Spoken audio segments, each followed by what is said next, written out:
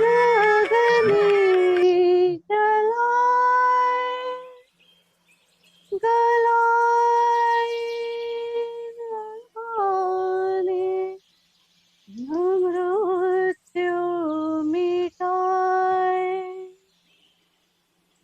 जिससे शस्त्र काटे लगनी जलाए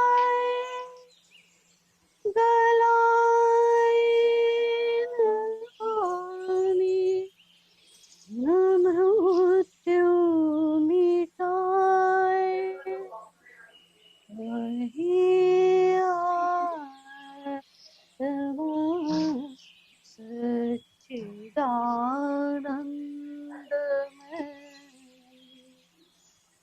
अमर आत्मा सच्चिदानंदमय हूँ शिवोहम शिवोहम शिवारूपोऽहम्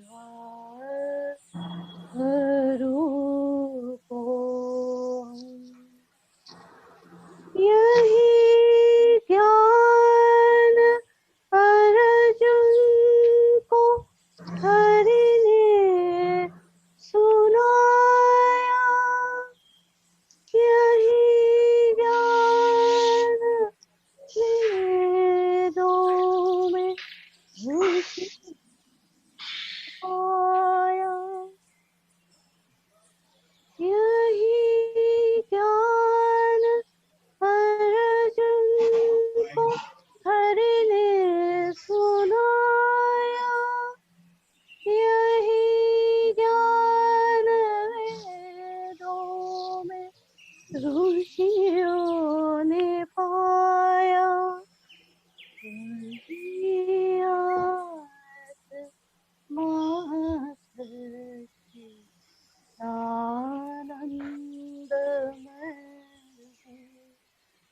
शिवोहम शिवोहम शिवस्वरूपोऽहम्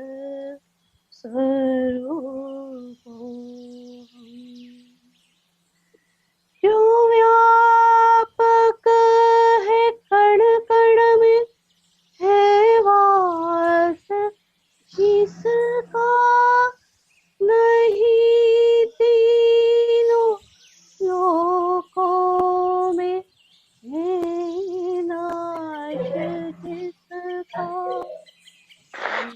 ये आत्मा सच्चिदानंदमय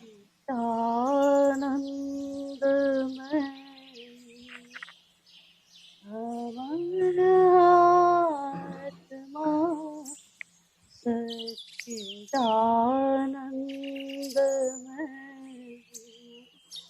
शिवोहम शिवोहम शिवस्वरूपोऽहम्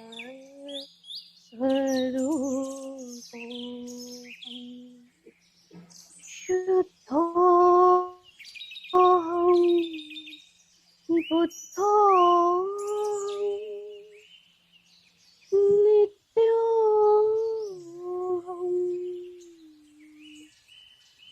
मुक्तोऽहं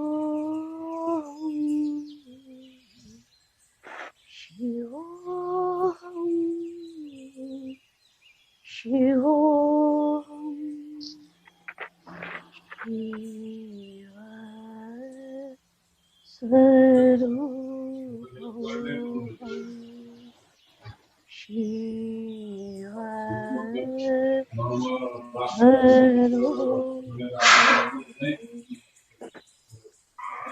हाँ भैया अब स्टार्ट कर हाँ हाँ आत्मीय स्वजन सर्वप्रथम श्रद्धेय दादाजी का स्वागत एवं उनको अभिवादन। पिछले 3 दिन से हम लोग पातंजल योग दर्शन की भूमिका और उसके लिए आवश्यक अधिकारित्व कैसा हो सकता है, क्या होना चाहिए, इस पर चर्चा कर रहे थे। मुझे ऐसा लगता है कि हम में से प्रत्येक को यह बात निश्चित रूप से समझ में आ रही होगी कि कुछ प्राप्त करने के लिए कुछ करना पड़ता है, और कुछ समझने के बाद कुछ प्रश्न भी मन में उठने चाहिए। वैसे सामान्य रूप से यह प्रश्न उठ सकता है कि क्या इस जगत में कोई सुखी है? शास्त्र वचन है, कुत्रापि कोपि सुखिति, अर्थात कहीं कोई भी सुखी नहीं है। तो क्या कोई सुखी है वास्तव में? वैसे जो सुख प्राप्त होता है वह भी दुख से मिला हुआ ही है, इसलिए उस सुख को भी दुख के पक्ष में विवेकी पुरुष संयुक्त करते हैं। हमने ये देखा कि वह चार स्थितियां, हेय, त्याज्य, दुख, हेय हेतु, जो दुख निर्मित हो रहा है उसका कोई ना कोई कारण है, हेतु है। हान ऐसी स्थिति है कि जो दुख से रहित है, पूर्ण शांति की, सुख की, सुकून की, आनंद की अवस्था है, और उस अवस्था को प्राप्त किया जा सकता है। हानोपाय उसका उपाय है उसके प्राप्ति का, अर्थात अंततगत्वा हम शांति में जाएं, ऐसी यह संकल्पना है। फिर हमने यह भी देखा कल कि इसके आधारभूत तीन तत्व मान्य होते हैं या मानने पड़ते हैं। प्रथम तत्व है वह जीवात्मा, उसे पुरुष कहा गया है। एक व्यक्ति या व्यष्टि जो इस दुख के कारण छटपटा रहा है, जो भी प्रयास करते हैं अंततः में दुख में ही परिणत होता है, ऐसा जीवन में दिखाई देता है। उससे निकलने की उसकी छटपटाहट है। शास्त्र कह रहे हैं कि यह जो दुख है, यह जो दुख निर्मित है, यह जड़ के साथ, प्रकृति के साथ, संसार जगत के साथ जो संपर्क होता है अविद्या के कारण, अविवेक के कारण, और इस कारण दुख निर्मित होती है। तो फिर उसका क्या उपाय है? उसका उपाय यह है कि अविद्या का नाश हो, विद्या का उदय हो, अंधकार का नाश हो, ज्ञान का उदय हो, उजाले हो हमारे जीवन में, अंतःकरण में, हमारे मन में। यही उसका उपाय है। तो फिर क्या स्थिति आती है? तो वह जो जीवात्मा है, वह जो पुरुष है, वह फिर परम पुरुष के साथ संलग्न हो जाता है या उसमें विलीन हो जाता है। ऐसा पुरुष का पुरुषोत्तम के साथ, आत्म तत्व का परमात्मा तत्व के साथ, जीवात्मा का शिवात्मा के साथ, बिंदु का सिंधु के साथ जो मिलन होता है, उस प्रक्रिया को योग की प्रक्रिया ऐसा शास्त्र कहते हैं। वैसे गुरु नानक देव कहते हैं, नानक दुखिया सब संसार, यह सारा संसार ही दुख से भरा हुआ है। नानक जी कहते हैं, नानक दुखिया सब संसार, सुखी वे ही जिन नाम आधार, जिन्होंने नाम का आधार लिया है वे ही सुखी है या वे ही सुखी हो सकते हैं। तुकाराम महाराज कहते हैं, सुख ते जवा एवड़े, दुख पर्वता एवड़े। सुख राई के समान, जव के समान, छोटा सा, जरा सा हमारे जीवन में आता है, और दुख हमारे सामने पर्वत के समान रहता है, पर्वत जैसा बहुत बड़ा ऐसा रहता है। इन सब बातों को देखने के बाद हमारे अंदर वह विवेक ख्याति वह उत्पन्न होनी चाहिए। विवेक ख्याति क्या है? तो विवेक ख्याति है वह प्रज्ञा बुद्धि, ऐसी बुद्धि हमारे अंदर, या बुद्धि का ऐसा विकास, या बुद्धि का ऐसा आयाम खुल जाए कि जो जीवन में हमें जो बाहर की तरफ देखकर सुख मिलेगा, इस भ्रांति में हम रहते हैं, वह भ्रांति को दूर कर हमें अंदर की तरफ ले चलती है, और वहां जो परमात्मा तत्व है उससे हमारा मिलन करा देती है। वह विवेक ख्याति, ऐसा कहा गया। बुद्ध साहित्य में आया है, कोनुहासो किमानंदो नित्यम प्रज्वलिते सती। संस्कृत में है यह, जो आगम वचन है। कोनुहासा क आनंदो नित्यम प्रज्वलिते सती। जब यह संसार नित्य जलते हुए घर के समान है, तब यहाँ हंसी क्या हो सकती है और आनंद क्या मनाया जा सकता है, ऐसा आगम शास्त्र ने कहा है।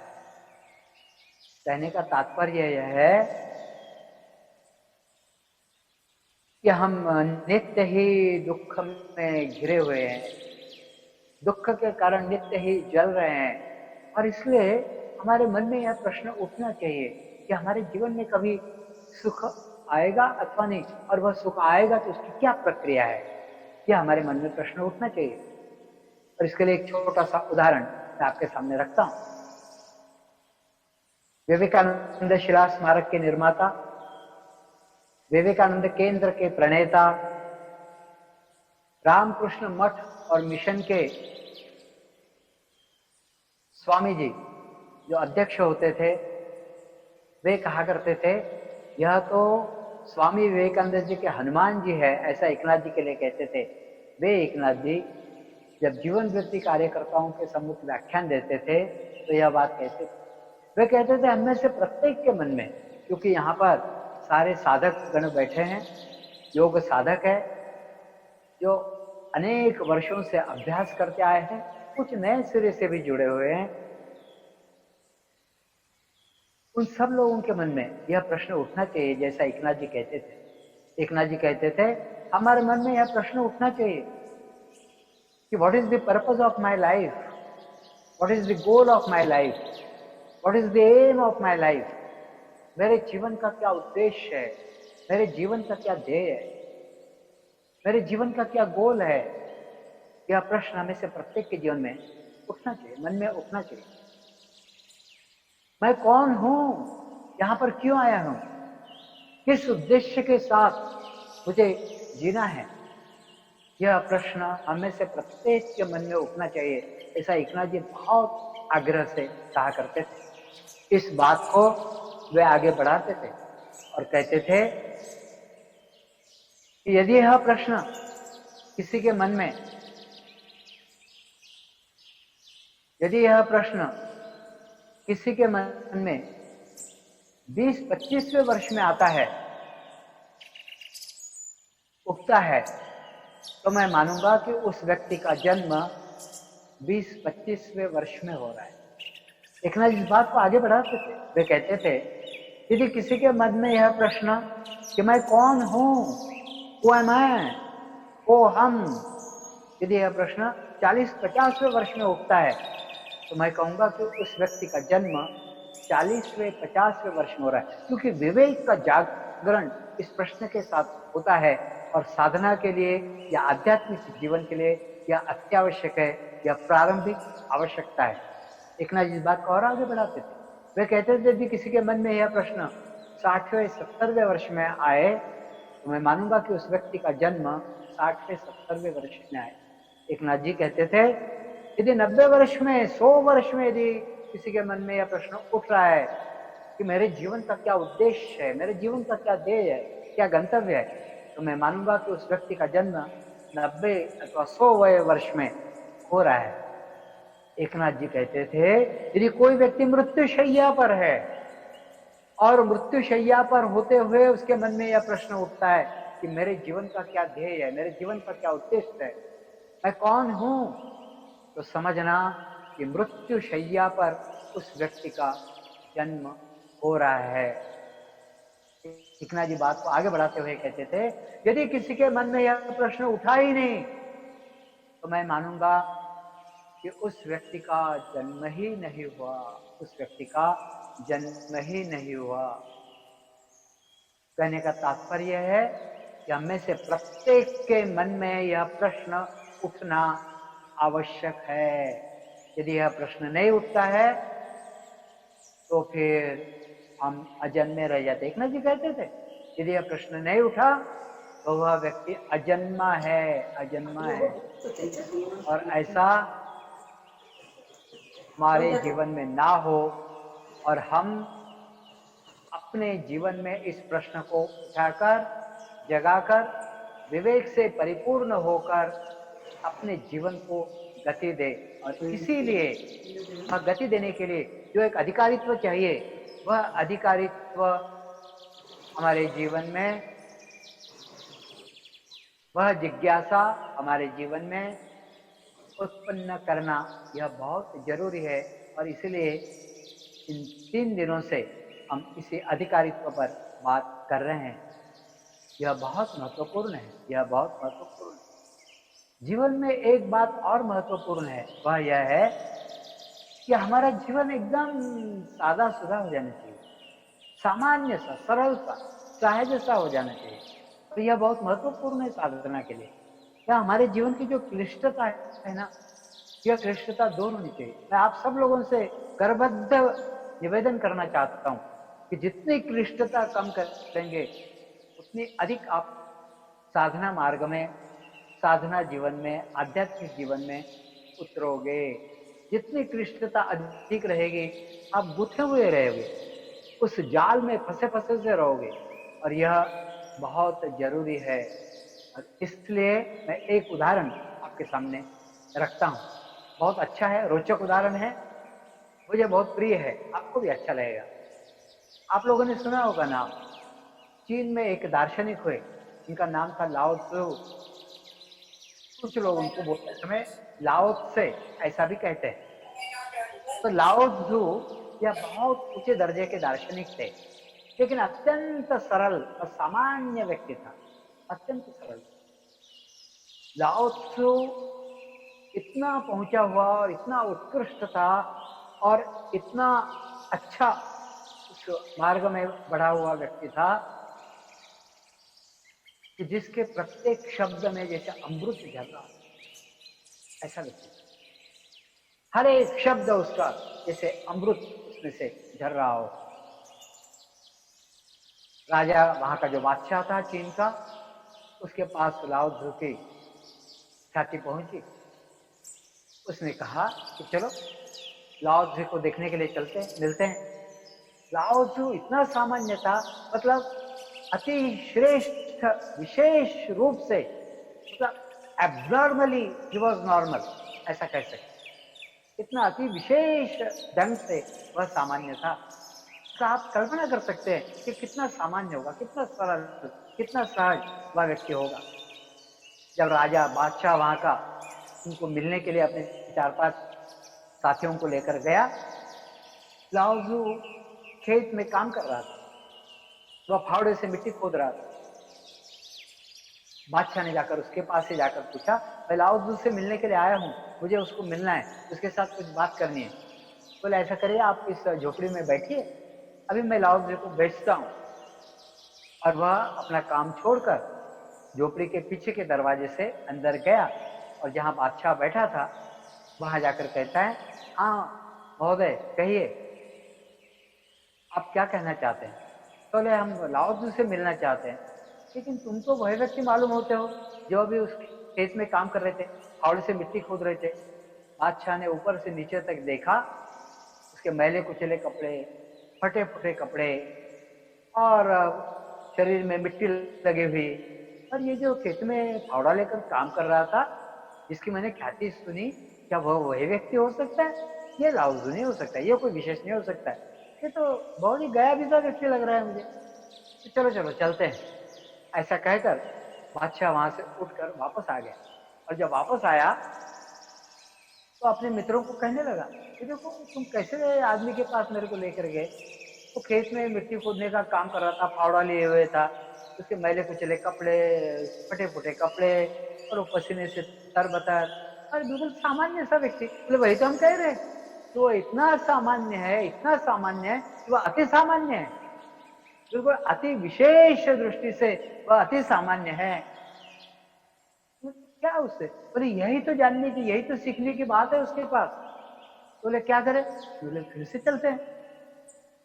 फिर से बादशाह उसके पास आया, और जब बादशाह उसके पास फिर से आया, बादशाह ने पूछा कि तुम्हारे बारे में बहुत ख्याति फैली हुई, तो बहुत सामान्य हो, ऐसा सब लोग कहते हैं। बोले हाँ, मैं बिल्कुल सामान्य हूँ, मुझे कोई विशेषता नहीं है। जैसी तुम्हारे पास उंगलियां हैं वैसी उंगलियां मेरे पास है, जैसे तुम्हारे पास आंखें हैं वैसी आंखें मेरे पास है, जैसे तुम्हारे पास कान है वैसे ही कान मेरे पास है, जैसा तुम्हारे पास शरीर है, हृदय है, पेट है, पैर है, ठीक वैसा ही मेरे पास है। मैं कुछ विशेष नहीं हूँ, मैं बिल्कुल सामान्य हूँ, मैं बिल्कुल सामान्य व्यक्ति हूँ।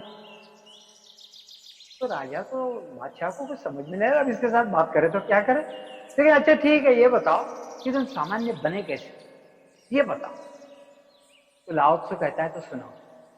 लाओ त्सु कहता है, एक बार हम लोग 4-5 मित्रों के साथ मैं जंगल में गए, और जब जंगल में गए तो हमने देखा कि वहां पर जो जंगल था वह कटा हुआ था।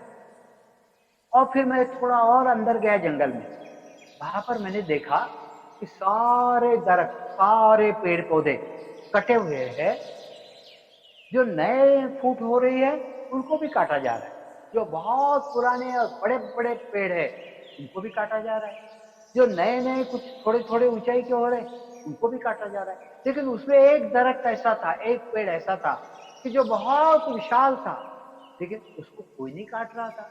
बहुत सारे बड़े वहां पर लगे हुए थे, कोई मेरी बात सुनने के लिए तैयार नहीं था। मैंने देखा कि वह जो पेड़ था वह इतना विशाल था कि जिसकी छांव में 1000 बैलगाड़ियां खड़ी हो सकती थी, इतना बड़ा। सारे छोटे बड़े, पतले मोटे, ऊंचे नीचे, सारे पेड़ काटे जा रहे हैं, लेकिन यह एक पेड़ जो इतना विशाल हुआ है, इतनी बड़ी छाया दे रहा है, वह पेड़ क्यों नहीं काट रहे हैं? तो मैंने कुछ लोगों को पूछने का प्रयास किया, कोई बात मेरे से करने के लिए तैयार ही नहीं था, वो अपने काम में लगे थे। एक बूढ़ा बढ़ई था, वह भी पेड़ काट रहा था। मैं उसके पास गया, उसके कंधे पर हाथ रखा, और उसको मैंने पूछा कि भाई ये बताओ कि आप लोग पेड़ काट रहे हैं? बोले हाँ, पेड़ काट रहे हैं, लेकिन वो जो एक पेड़ है जो बहुत विशाल हो गया है, बहुत बड़ा हो गया, उसी को नहीं काट रहे हो? बोले वो पेड़ किसी काम का नहीं है। बोले काम का नहीं है मतलब? बोले उस पेड़ का कुछ नहीं हो सकता, वो बिल्कुल सामान्य पेड़ है, उसका कुछ नहीं हो सकता। बोले कुछ नहीं हो सकता मतलब?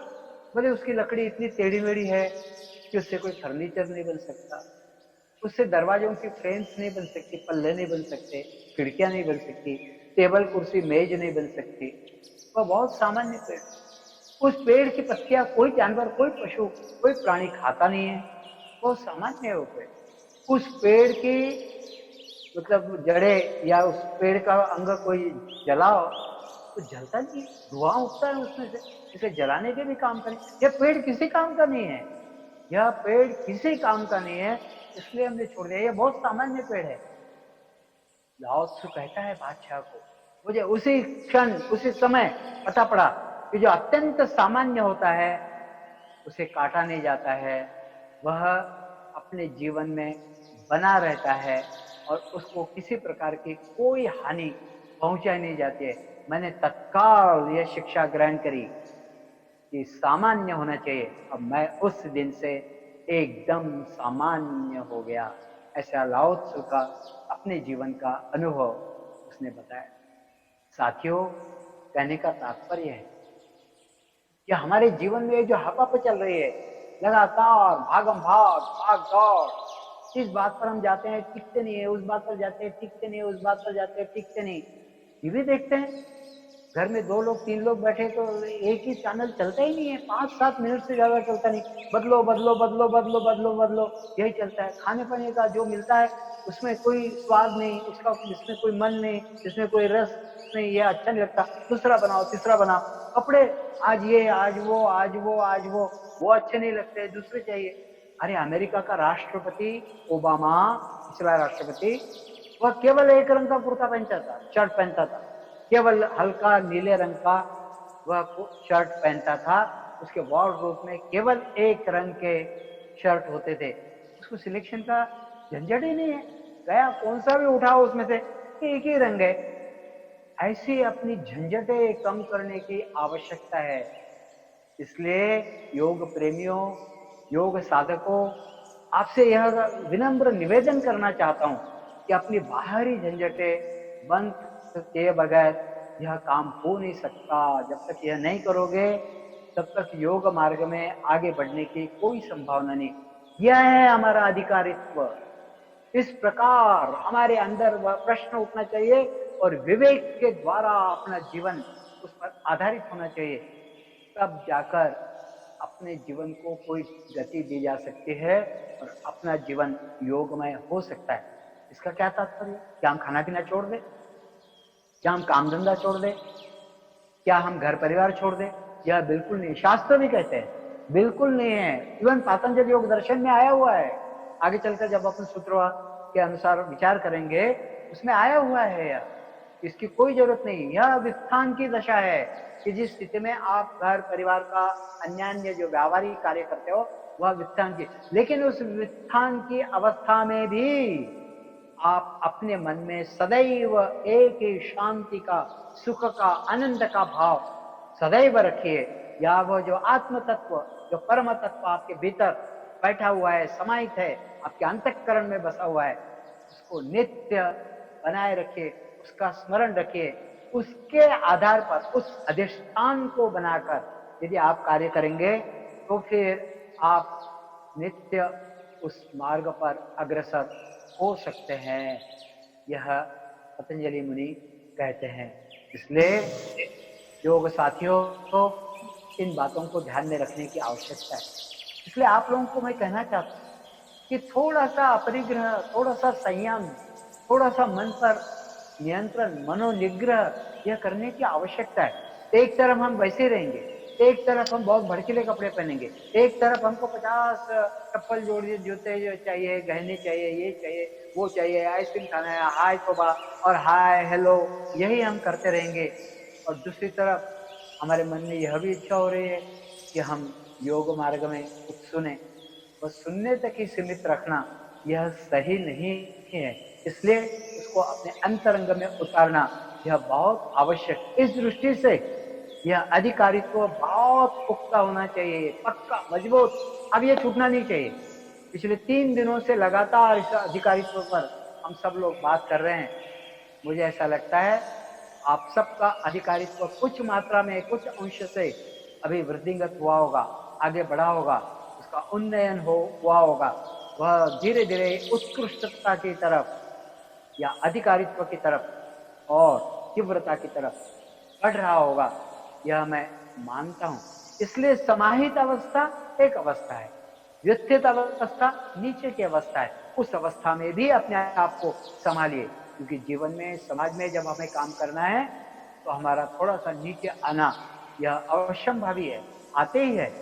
उसमें भी अपने भीतर की शांति बनाकर रखने का प्रयास करिए। उसके जो डिटेल्स है वह आगे आएंगे। फिर थोड़ा सा अगला बिंदु हम लेने का प्रयास करते हैं। इस शास्त्र का प्रयोजन क्या है? अनुबंध चतुष्टय में पहले कहा था मैंने, 4 बातें शास्त्र के आरंभ में आई हुई है। अधिकारित्व, इसका प्रयोजन, इसका विषय और इसके साथ संबंध, यह 4 बातें आती है। तो अधिकारित्व पर हमने खूब बातें करी, क्योंकि वह बहुत महत्वपूर्ण है और अत्यधिक महत्वपूर्ण होने पर हमारा वह आधार बनेगा, और इसलिए उस पर हमने खूब विस्तार से बात करी है। अब हम थोड़ा सा प्रयोजन की तरफ बढ़ते हैं। इस शास्त्र का प्रयोजन है कैवल्य की प्राप्ति। दूसरा कुछ, आत्मस्थिति, स्वरूप स्थिति, उस अंतिम स्थिति को पहुंचना, मोक्ष तक पहुंचना, ये सारी झंझटों से बाहर हो जाना, यही शास्त्र का प्रयोजन। इस शास्त्र का प्रत्येक सूत्र, इस शास्त्र का प्रत्येक शब्द हमें उस स्थान तक पहुंचाने के लिए सहायभूत होने वाला है, जिस पर हम आगे चलकर विचार करने वाले हैं। तो कैवल्य की प्राप्ति इस शास्त्र का अंतिम प्रयोजन है। चित्त में जो अविद्या है, जो क्लेशों के दोष है, यह सारे या जो चित्त वृत्तियां हैं वह सारे नष्ट हो जाए, उन सारों का शमन हो जाए और धीरे धीरे धीरे धीरे धीरे धीरे समाप्त होते हुए वह एकदम समाधि अवस्था तक हम पहुंचे।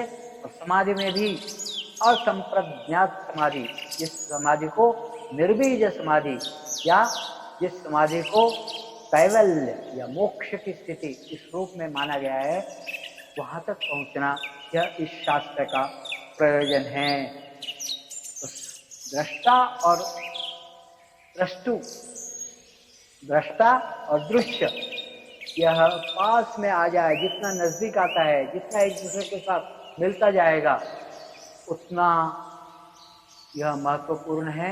वही इस शास्त्र का उद्देश्य है। फिर इस शास्त्र का विषय क्या है? इस शास्त्र का विषय योग है। इस शास्त्र का विषय योग है।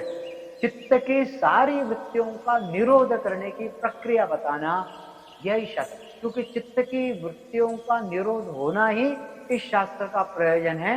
क्योंकि जिसके द्वारा समाधि अवस्था, कैवल्य अवस्था, मोक्ष अवस्था या स्वरूप स्थिति प्राप्त होगी, वह इस शास्त्र का जो अंतिम उद्देश्य है वह प्राप्त कराना, उसका मार्ग देना। और फिर उसके द्वारा योग का साधन कैसा है, कौन से साधन है, उसका फल कौन से है, यह प्रतिपादित करने का इस शास्त्र का विषय है। इसलिए संसाधन और सफल योग यही इस शास्त्र का विषय है। इसलिए यह महत्वपूर्ण है। तो मैंने थोड़े में ही इस शास्त्र का क्या प्रयोजन है, इस शास्त्र का क्या विषय है, यह आपके सामने रखा। अब इस शास्त्र के साथ हमारा तो क्या संबंध है, क्या इस विषय के साथ हमारा क्या संबंध है, यह भी देखना जरूरी है। इस शास्त्र के साथ हमारा जो संबंध है वह इस जीव का, हमारा मतलब हमारे इस जीव का जो हम में उपस्थित है, इस योग शास्त्र का ज्ञान करा लेना, यह इस शास्त्र का मुख्य उद्देश्य है।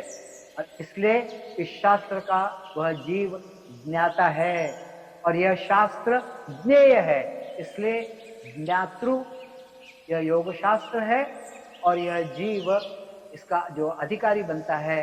और यह शास्त्र जो ज्ञेय है, जीव ज्ञातृ और ज्ञेय यह शास्त्र जो जानने वाला है और जिसको जानना है, यह संबंध इन दोनों में बनता है। यह शास्त्र योग का प्रतिपादन करता है। इसलिए योग यह इसका विषय है, इसका प्रतिपाद्य विषय योग होने के साथ ही यह प्रतिपादक है, क्योंकि योग विषय बताता है। तो हमारा इनके साथ क्या संबंध है? यह प्रतिपाद्य विषय और प्रतिपाद्य और प्रतिपादक इस रूप में इस शास्त्र के साथ हमारा संबंध है। यह शास्त्र कैवल्य इस प्रयोजन की प्राप्ति करा देता है।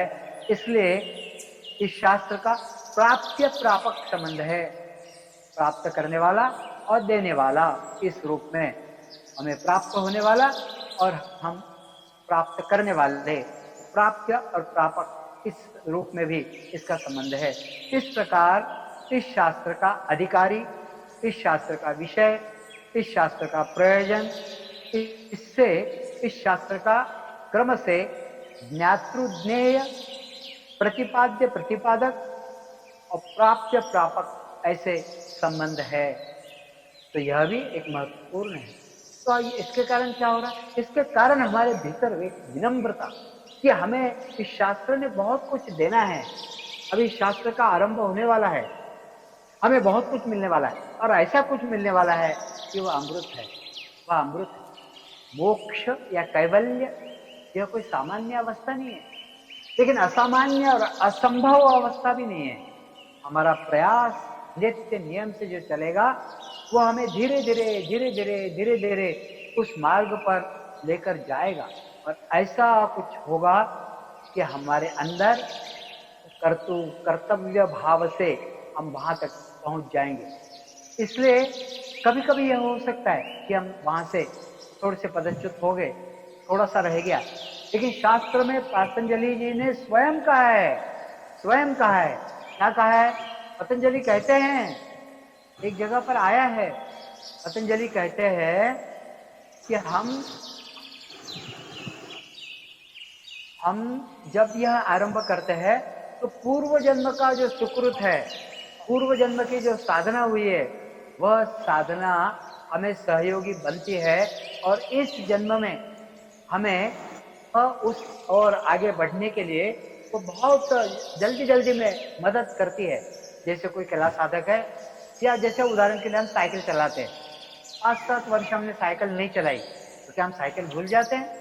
थोड़ा बहुत हमारे हाथ कांप सकते हैं, लेकिन हम बहुत जल्दी पुनः अच्छे से साइकिल चला लेते हैं, साइकिल चला लेते हैं।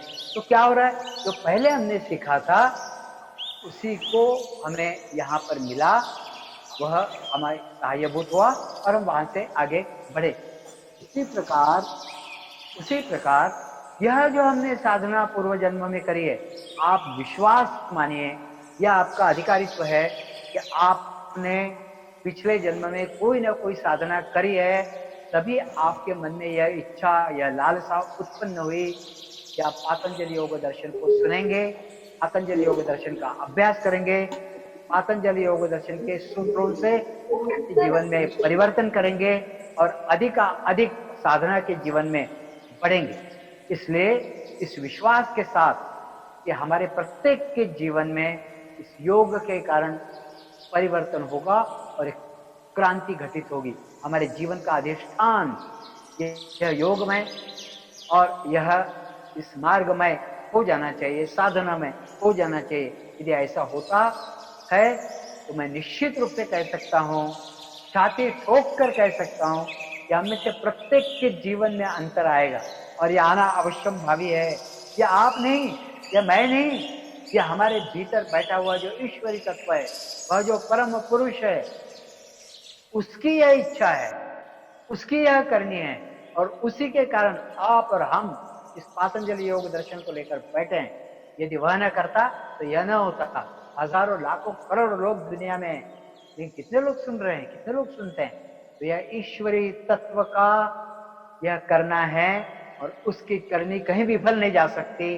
और इसीलिए हमें से प्रत्येक ने यह विश्वास रखना चाहिए, श्रद्धा रखनी चाहिए। जैसा कल मैंने कहा था, यह श्रद्धा बहुत आवश्यक है। जैसी श्रद्धा यदि हम अपने मन में रखेंगे तो निश्चित रूप से हम सीढ़ी दर सीढ़ी चढ़ते हुए धीरे धीरे जो उस अंतिम स्थान तक पहुंच जाएंगे। ऐसा पहुंचे, यह ईश चरणों में प्रार्थना करते हुए मैं अपनी वाणी को यहीं पर विराम देता हूं। प्रार्थना के साथ